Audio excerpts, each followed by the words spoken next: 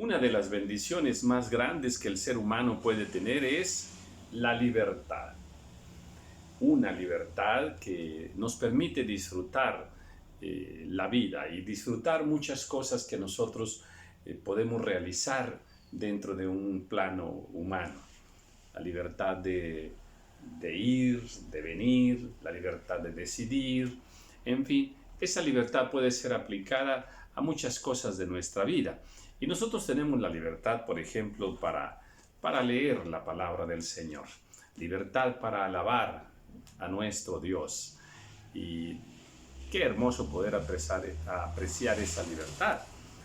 Y actualmente dentro de esa libertad, bueno, pues el poder eh, predicar la palabra del Señor, entendamos que en muchos lugares y en otros tiempos también y actualmente también no se tiene esa libertad.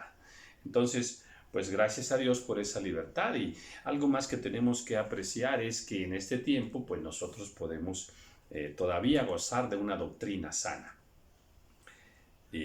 Esa doctrina sana que es el centro, es la columna vertebral de nuestra relación con Dios, del Evangelio mismo. eh,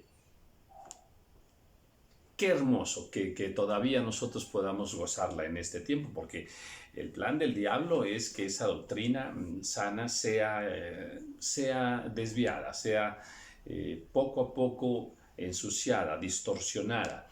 El diablo gana mucho con que la doctrina se tuerza, engaña al pueblo de Dios, y va a ser más fácil combatir a los hijos de Dios si el diablo logra los propósitos de desviar la doctrina correcta.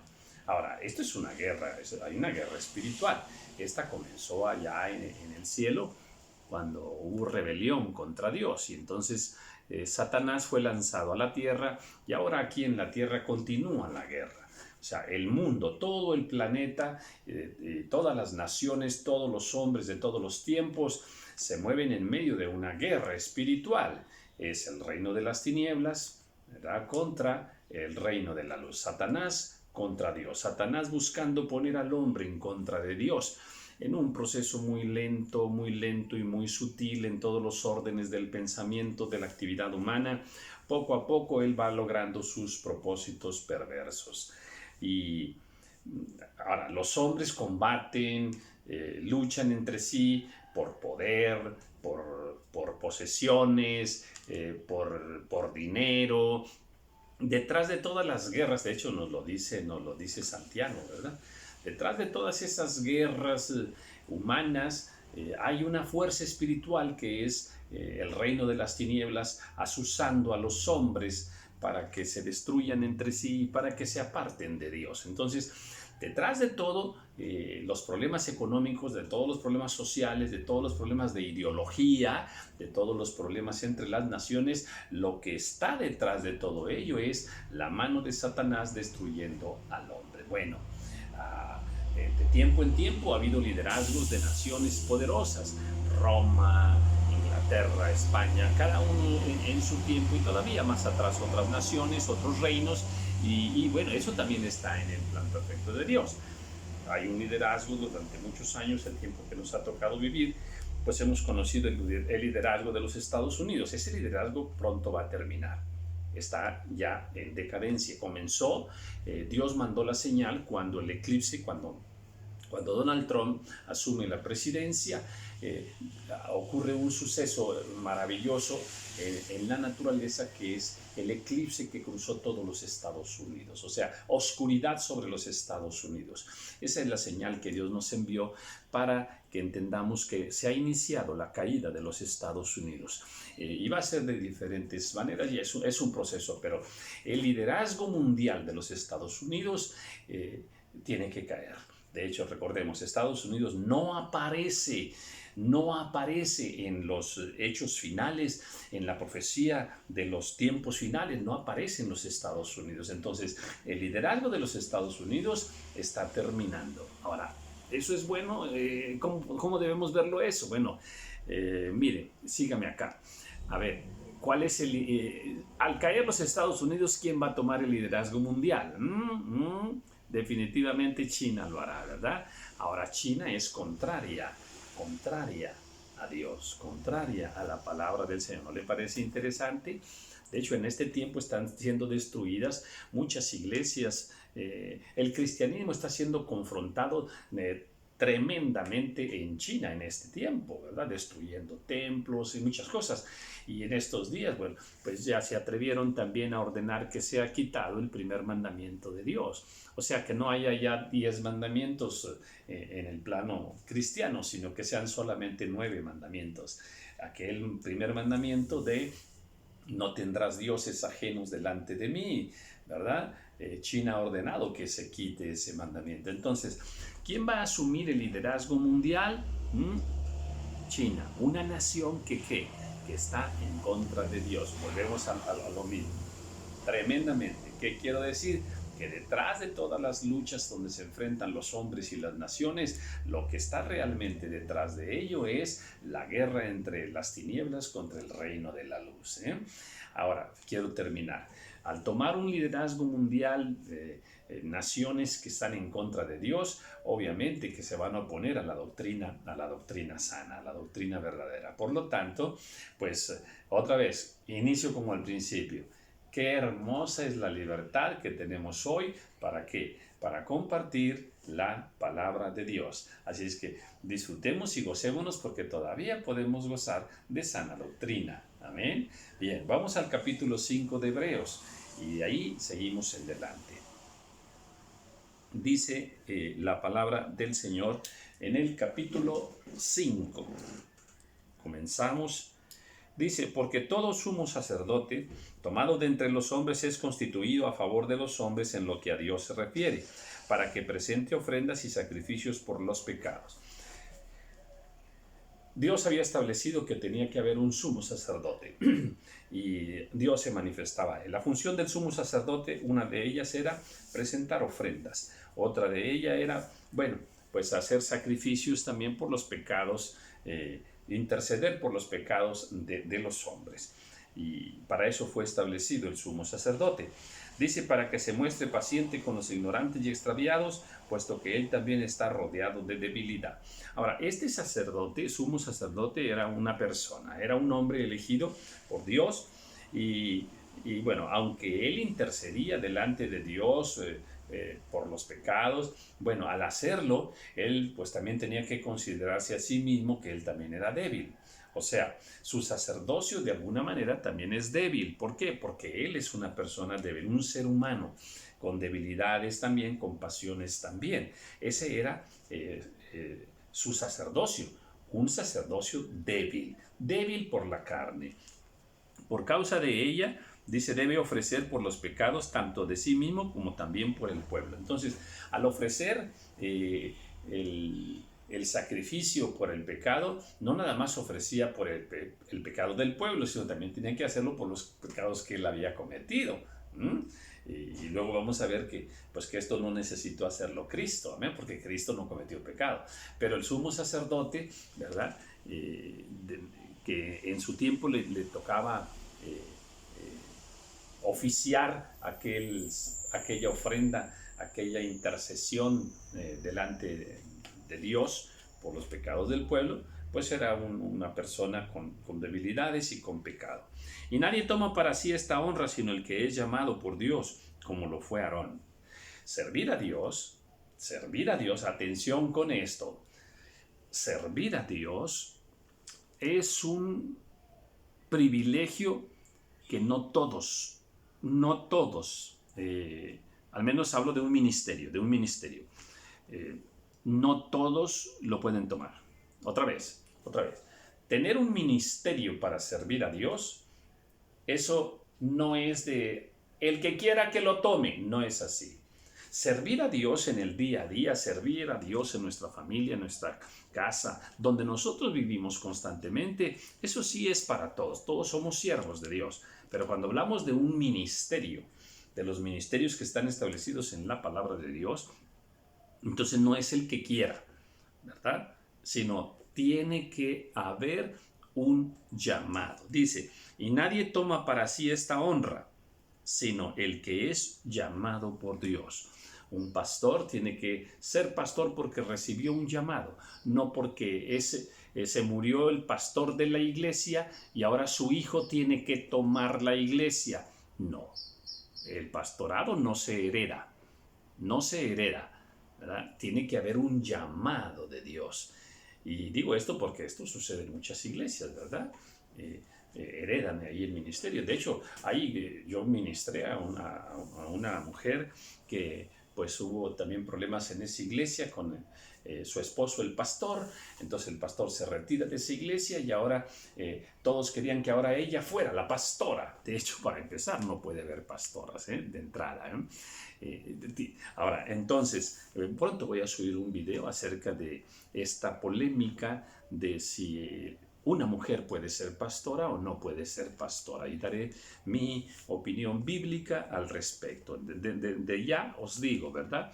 No existe el ministerio de pastora. Entonces, ahora, regreso al llamado. El llamado tiene que ser en todos los ministerios. Si no hay un llamado confirmado de parte del Señor, nadie puede tomar esa honra para sí mismo. Así también Cristo se glorificó a sí mismo haciéndose sumo sacerdote, sino, bueno, a ver, voy a leer bien porque dije una palabra que cambia todo el sentido.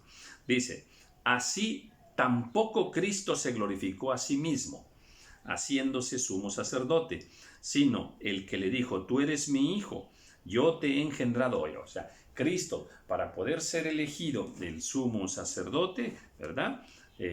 Él tampoco se eligió a sí mismo, él fue llamado, él fue honrado, él fue establecido por Dios. Tú eres sacerdote para siempre según el orden de Melquisedec. Está escrito por allá en el Salmo 110. Entonces, y Cristo en los días de su carne, ofreciendo ruegos y súplicas con gran clamor y lágrimas al que le podía librar de la muerte, fue oído a causa de su temor reverente. Aquí nos muestra cosas hermosas. Que Cristo vivió en la carne un tiempo, o sea, fue ser humano como nosotros, ¿verdad? Y durante su ministerio, él tuvo un temor reverente para Dios. Nosotros debemos tener un temor reverente para Dios. Y dice que en su clamor, ¿verdad? Aún con lágrimas, con súplicas y lágrimas, él clamaba a su Padre. Amén. Entonces, nuestra oración, nuestro clamor tiene que ser en ese nivel espiritual, el que Cristo nos enseña. Entonces, Cristo intercedía, sí, aún con súplicas, con clamor, con lágrimas, ejerció su sacerdocio. Ahora, dice aquí el sacerdocio, ¿verdad? Según el orden de Melquisedec. Este orden de Melquisedec, este personaje que aparece de una manera muy breve en la palabra del Señor y que no tenemos grandes referencias, ¿verdad?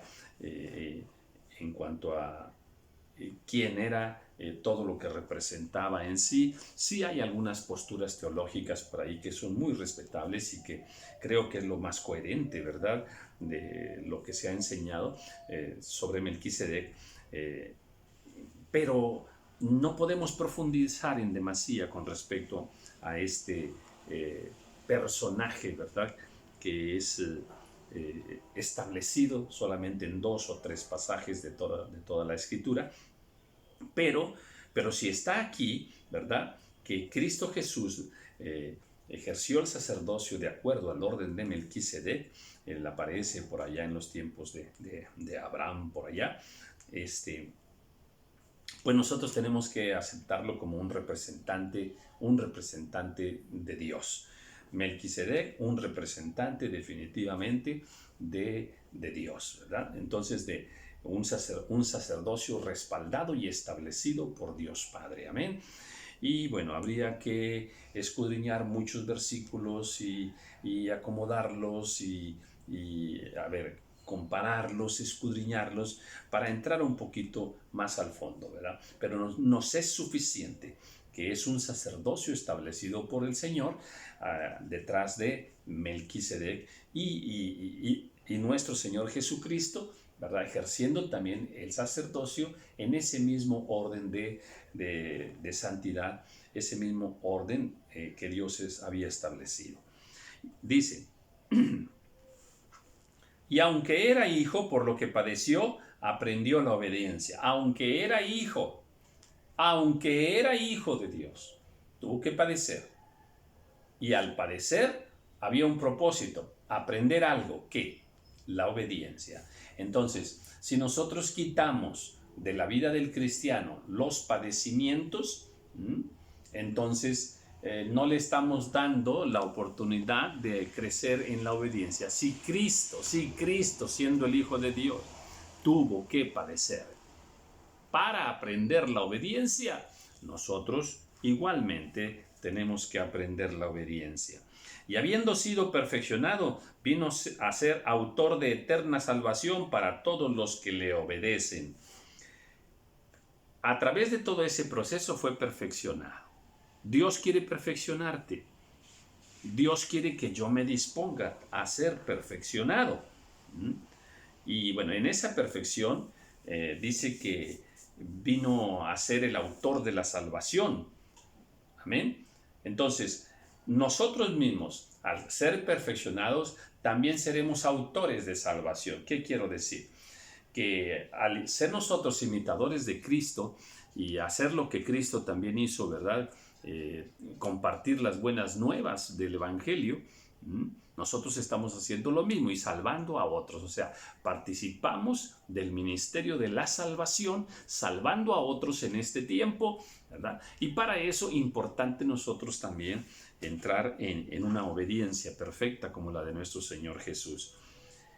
Y fue declarado por Dios sumo sacerdote según el orden de Melquisedec. Dios confirmando el sacerdocio de Melquisedec en Cristo Jesús. Hoy por hoy el sacerdocio de Melquisedec tomado como un sacerdocio, en primer lugar, establecido por Dios. En segundo lugar, un sacerdocio muy, muy apreciado, ¿verdad? En un rango de espiritualidad, el más alto rango, ¿verdad? De espiritualidad.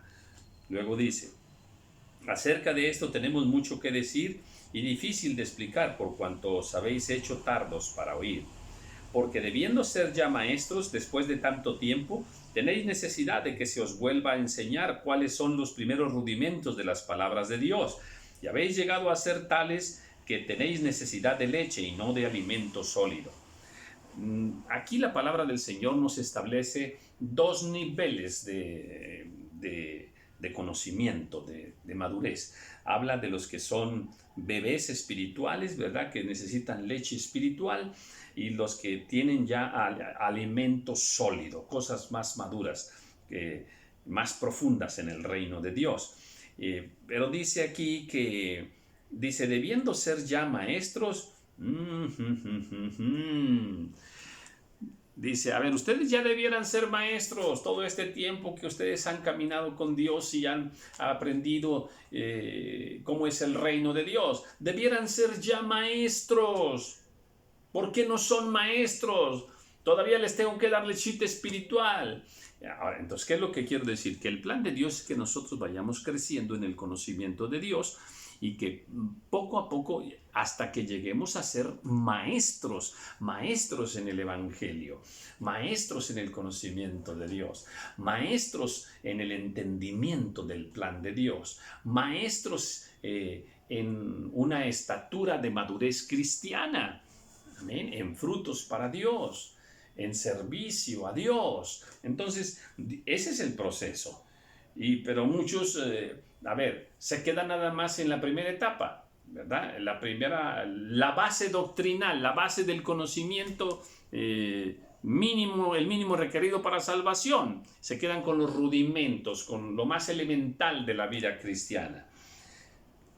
Cristo es el Señor, esta es la palabra de Dios, yo soy salvo, por fe ando, ¿verdad? Por fe andamos los hijos de Dios, nuestros pecados han sido perdonados,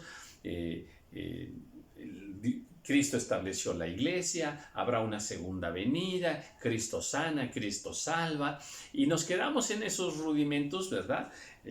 que son elementales, ¿verdad? Que son fundamentales y elementales, pero Dios quiere que vayamos todavía al alimento más sólido. Y todo aquel que participa de la leche es inexperto en la palabra de justicia, porque es niño, inexperto en la palabra. Entonces, Dios quiere que tengamos abundante conocimiento y a través de ese conocimiento madurar en fe, en justicia, en amor, en verdad, en sabiduría de Dios. Ese es el plan perfecto del Señor. Dios, mira, veámoslo en la naturaleza. El niño no se queda niño, tiene que seguir creciendo. En lo espiritual es exactamente igual. Dios quiere que si fuimos niños en Cristo, nacimos en Cristo, somos bebés en Cristo, sigamos creciendo, creciendo, creciendo, creciendo, creciendo. Amén. Y así tiene que ser nuestra espiritualidad. Pero el alimento sólido es para los que han alcanzado madurez. A ver, hay personas de una gran madurez en Cristo Jesús. Bueno, para ellos es el alimento sólido.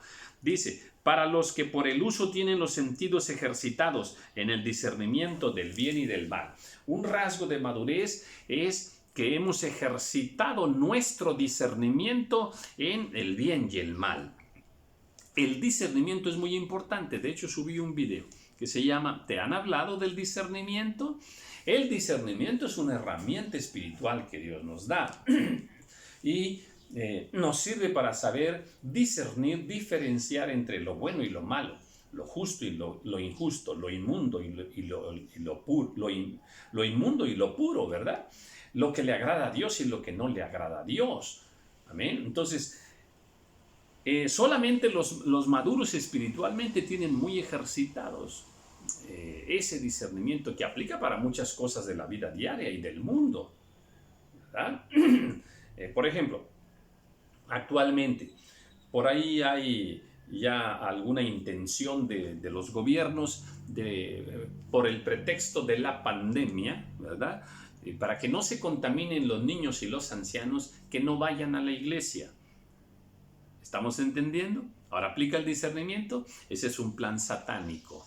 Es un plan satánico. ¿Para qué? Para evitar que los niños y los ancianos reciban palabra de Dios y sean ministrados en palabra de Dios. Desde luego que las iglesias, ¿verdad?, no deben obedecer esta estrategia del diablo. Y así, el discernimiento lo aplicamos a películas, a las teorías sobre los niños, sobre la mujer misma, sobre el hombre mismo en sus valores y su relación con el Estado, sus valores morales, en fin, todo ese establecimiento de doctrinas y valores contrarios a la palabra del Señor. Entonces, a ver, no seamos ingenuos, no creamos todo, no aceptemos todo, ¿verdad? Ni por la ciencia misma, que también engaña mucho, porque otra vez hay una guerra espiritual y el diablo está en control de muchas cosas, las ha manoseado, ¿verdad? Ha tratado de meter a las iglesias también música mundana, en fin, todo eso, apliquemos el discernimiento. Entonces, nada más los que son maduros espiritualmente se han ejercitado. Eso de ejercitado, ¿de qué nos habla? El ejercicio, cuando alguien hace ejercicio, lo hace una vez, otra vez, otra vez, otra vez, otra vez, otra vez. Eso es ejercitarse. Entonces tenemos que ejercitar, dice aquí, nuestros sentidos espirituales. Todos los días, ejercitarlos una vez, otra vez, otra vez, otra vez, hasta llegar a la madurez cristiana. Por tanto, dejando ya los rudimentos de la doctrina de Cristo, vamos adelante a la perfección. Ahora nos dice, bien, ¿has recibido mucho alimento espiritual? Bueno, pues ya deja ese alimento básico, el más sencillo. Ya sal de primer año, sal del kinder espiritual. El kinder acá en México, pues son los primeros 2-3 añitos que el niño toma de escuela. Entonces, a ver, ya deja ese kinder espiritual. Avanza, pasa al siguiente año espiritual y al siguiente y al siguiente. Eso es lo que Dios quiere. Dice, y vamos a la perfección. Eso es lo que dice. No echando otra vez el fundamento de arrepentimiento, de obras muertas, de la fe en Dios, de la doctrina de bautismos, de la imposición de las manos, de la resurrección de los muertos y del juicio eterno. Bien, aquí vuelve a señalar otras doctrinas que son doctrinas básicas, que esas desde al principio nos las enseñan, las entendemos, las aceptamos Y sobre esa base doctrinal empezamos a establecer nuestro entender de la obra de Dios y a crecer y a perfeccionarnos más. Y esto haremos si Dios en verdad lo permite, si Dios sí quiere. Dios sí quiere. Ahora hagamos nosotros la parte que nos toca. Porque es imposible que los que una vez fueron iluminados y gustaron del don celestial y fueron hechos partícipes del Espíritu Santo y asimismo gustaron de la buena palabra de Dios y los poderes del siglo venidero y recayeron, sean otra vez renovados para arrepentimiento, crucificando de nuevo para sí mismos al Hijo de Dios y exponiéndole a vituperio. Hay personas que comienzan bien en Cristo Jesús. Después, por muchísimas razones, se apartan, se rebelan contra Dios. Bueno, dice que es difícil que estas personas vuelvan nuevamente a recibir, ¿verdad? Este arrepentimiento, ¿verdad? Otra vez recibir la bendición de ese nacimiento en Cristo Jesús, ¿verdad? Dice que les va a ser muy difícil, ¿verdad? ¿Por qué? Porque, bueno, pues tenían la palabra, tenían la salvación, luego recayeron, ¿verdad? Y es muy complicado que ellos sean renovados, que vuelvan nuevamente al camino. Algunos sí lo harán, ¿verdad? Pero para muchos es muy difícil. Luego dice, porque la tierra que bebe la lluvia que muchas veces cae sobre ella y produce hierba provechosa a aquellos por los cuales es labrada, recibe bendición de Dios. Pero la que produce espinos y abrojos es reprobada. Está próxima a ser maldecida y a su fin, su fin es el ser quemada. Bueno, dice que el fin de estas personas al final será el infierno, ¿verdad? Y lo compara con la hierba. Dice, la hierba que produce, primero dice, la hierba bebe la lluvia, ¿verdad? Y la lluvia cae muchas veces sobre ella, igual que esta hierba, pues vienen siendo los cristianos que al principio se convierten, ¿verdad? Y reciben bendición del Señor, la lluvia del Señor para crecimiento espiritual. Dice, y produce hierba provechosa y recibe bendición de Dios. Estas personas, a los cuales aquí compara con la hierba, recibieron muchas bendiciones del Señor, luego se apartaron. Y entonces ya no son una hierba de bendición, sino una hierba mala. ¿Cómo? Dice, la que produce espinos y abrojos es reprobada. O sea, espiritualmente fueron reprobados. Bueno, así la hierba, cuando ya produce espinos y abrojos, atención con esto, está próxima a ser maldecida. En la naturaleza es exactamente igual, cuando vemos aquellos lugares ya, inhóspitos, ya desérticos, con espinas y todo eso, ese lugar ya está maldecido, Esto es así. En lo espiritual esto es así. Pero en cuanto a vosotros, oh amados, estamos persuadidos de cosas mejores y que pertenecen a la salvación, aunque hablamos así. Porque dice, ustedes no se asusten, aunque nosotros hablamos esto de que los que se apartaron del Señor se van a ir al infierno, esa tierra está maldita, aunque hablamos así, para ustedes hay salvación, ¿verdad? Porque Dios no es injusto para olvidar vuestra obra y el trabajo de amor que habéis mostrado hacia su nombre, habiendo servido a los santos y sirviéndoles aún. Dios es justo. Y Dios no se olvida de nuestro trabajo de amor y de fe que nosotros hagamos, amén, en el reino de Dios. Pero deseamos que cada uno de vosotros muestre la misma solicitud hasta el fin para certeza de la esperanza. O sea, tampoco ustedes se vayan a desviar, Si comenzaron bien, sigan bien, no se aparten, sigan bien hasta el final, a fin de que no os hagáis perezosos, sino imitadores de aquellos que por la fe y la paciencia heredan las promesas. Dos cosas. Dios dice que no quiere a los perezosos flojos que no quieren trabajar. De hecho, la Escritura dice que el que no quiere trabajar, que tampoco coma. Bueno, hay perezosos también espiritualmente. No quieren trabajar, no quieren leer la Biblia, no quieren orar, no quieren congregarse, no quieren tener comunión con los siervos y siervas llenos de la gracia, llenos de sabiduría del Señor. O sea, no quieren esforzarse por cambiar sus vidas, por perfeccionar sus vidas, por apartarse del mundo. No quieren, no quieren, no quieren. Son perezosos espirituales. Dios no quiere los perezosos espirituales. Dice, sino ser imitadores de aquellos que por la fe y la paciencia, la fe y la paciencia, la fe y la paciencia, heredan las promesas. Ahora atención, atención, se juega mucho con las promesas y se regalan promesas por aquí, por allá, por aquí, por allá. Decimos en México como estampitas, ¿verdad? Promesas y promesas y promesas en todo, en todo, en todo. Es más, llevamos el evangelio promoviendo las promesas, o sea, llevamos muchas promesas a la gente y no le decimos que se arrepienta de sus pecados, que se aparte del mundo. Creemos que Cristo está aquí simplemente para bendecir a la gente con promesas, promesas, promesas, promesas, promesas. Eso es una mentira y eso no es el evangelio. No llevemos el evangelio a las personas llevándoles promesas, promesas, promesas, promesas, promesas. Ese no es el evangelio de Dios. Ahora, se ha entendido equivocadamente cómo funcionan las promesas. Aquí dice que las promesas, dice, para heredar las promesas se necesita la fe y la paciencia. Otra vez, para heredar las promesas se necesita la fe y la paciencia. Si no hay fe, si no hay paciencia, no hay promesas de Dios.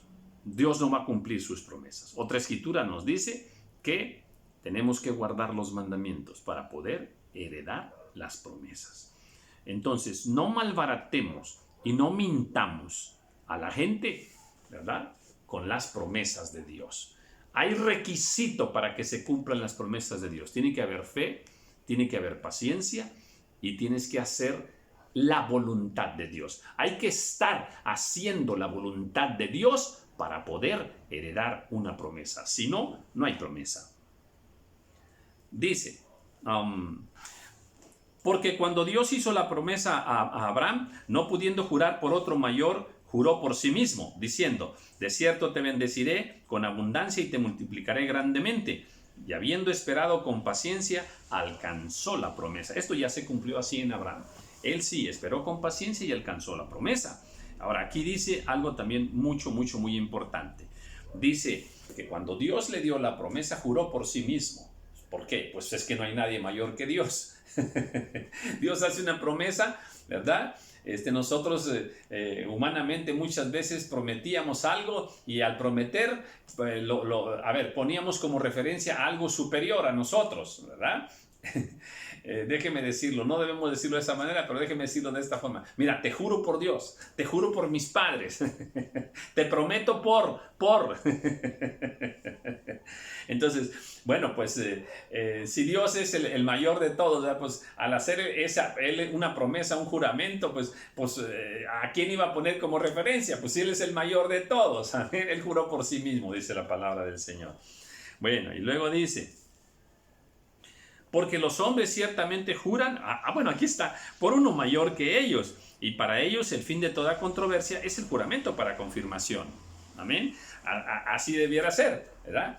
Hacen un juramento y ahí termina aquella confirmación aquella aseveración de lo que ellos están diciendo, ¿verdad? Claro que nosotros entendemos que el Señor nos dice que no juréis, amén. No debemos hacer juramentos, sino que nuestro sí sea sí y nuestro no sea no. Entonces, bueno, aquí Hebreos nos está enseñando, ¿verdad?, cómo fue ese proceso de la promesa que Dios le hizo a Abraham, ¿verdad? Luego dice, por lo cual, queriendo Dios mostrar más abundantemente a los herederos de la promesa la inmutabilidad de su consejo, interpuso juramento.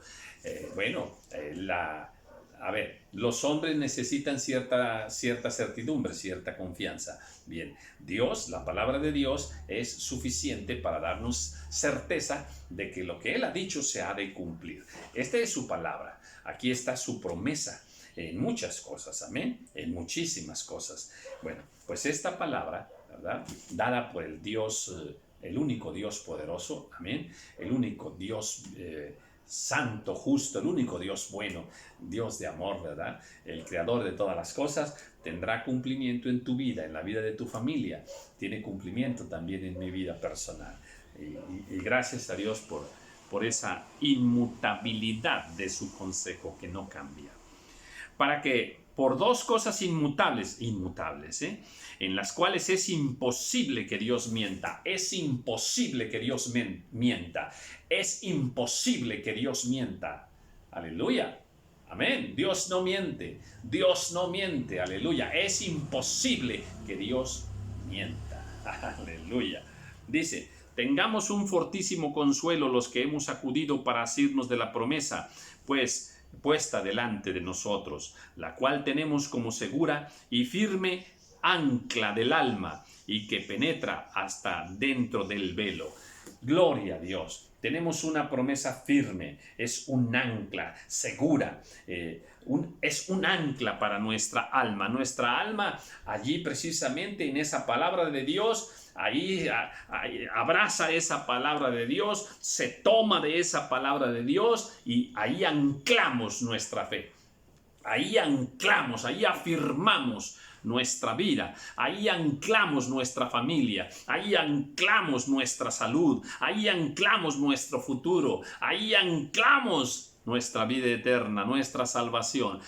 Aleluya, bendito sea el Señor. Gocémonos, gocémonos por ese Dios perfecto, inmutable, ¿verdad?, que nos da esa maravillosa seguridad de sus promesas en su palabra. Y cerramos con este último versículo que dice así. Dice, bueno, antes déjeme, para no pasar esta frase, que penetra hasta dentro del velo, que penetra hasta dentro del velo, dice aquí, ¿verdad? Bueno, ese velo, ¿cuál es? Pues el velo que estaba en el templo, ¿verdad? El velo que no permitía que se entrase a la presencia del Señor, ¿verdad? Entonces sabemos, y nos lo dice más enseguida, que ese velo se rasgó, ¿verdad? Fue partido, se abrió para que entrásemos pues a la presencia del Señor. Entonces, hasta allá esa seguridad que Dios nos da. Y termino. Donde Jesús entró, bueno, pues aquí está. Por nosotros como precursor, hecho sumo sacerdote para siempre, según el orden de Melquisedec.